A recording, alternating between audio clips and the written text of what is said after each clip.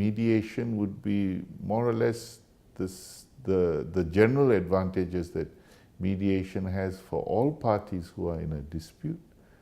Firstly, you get a settlement.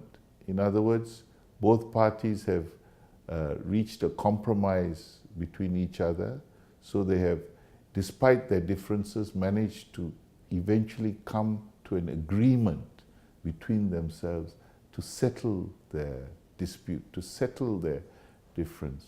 And that would enable them, hopefully, to continue with their commercial relationship, if not on that particular project, but on some other project. So there is the prospect of parties being able to continue to live and work with each other if they reach a mediated settlement. There's of course confidentiality in a settlement, which you won't have if the dispute has to be resolved through a court hearing. There is a saving in time. You get an earlier resolution. There's a considerable saving in money. You know, costs of litigation are getting increasingly expensive. So that the actual costs that you have to pay your lawyers in a disputed litigation, as opposed to mediation, where you don't have to go through much of the litigation process. And also, as I said, you save time. Not only do you get an earlier resolution of your dispute, but you save a lot of time on the part of the parties. You know, in an international commercial dispute, if there are companies involved, all the people within the companies, right from CEO downwards, who are involved in the arbitration, in the mitigation or in the dispute, will have to spend a lot of time on the case, time which they can actually otherwise be spending advancing the commercial interests of their employers. So all these are big plus points for why mediation would be a good way of resolving a dispute.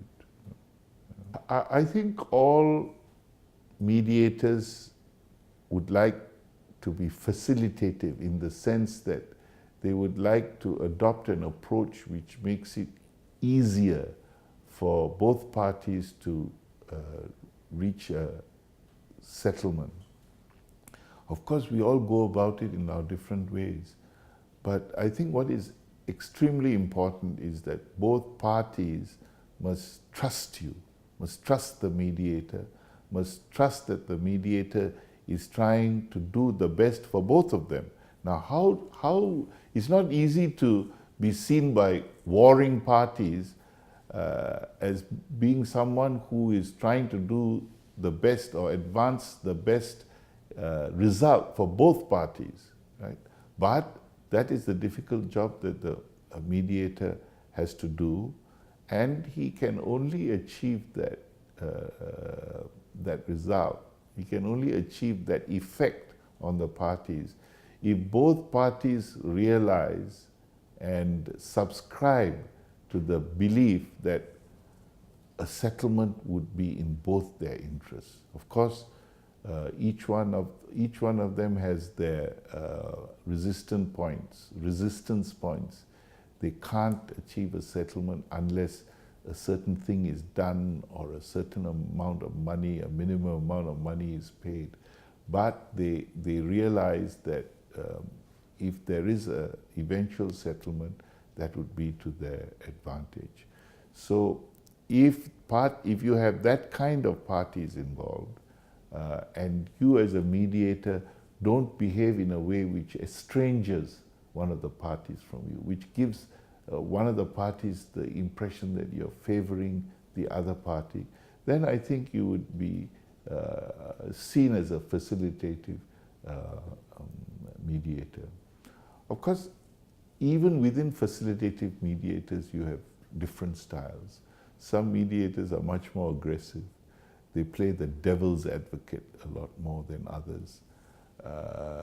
But I think that the approach you take will also have to depend upon the parties that are before you, the type of parties, and some parties are more susceptible to an aggressive approach. Other parties may take offense if you have an aggressive approach. They say, who are you to try and tell me what is good for me?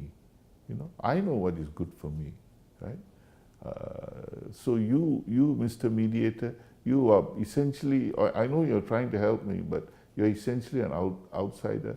You don't know much about me, so don't you tell me what I should be doing or what is good for me. So you have to be alive to the possible misunderstandings that parties may have in how you approach the mediation, and do the best you can to avoid these kind of misunderstandings.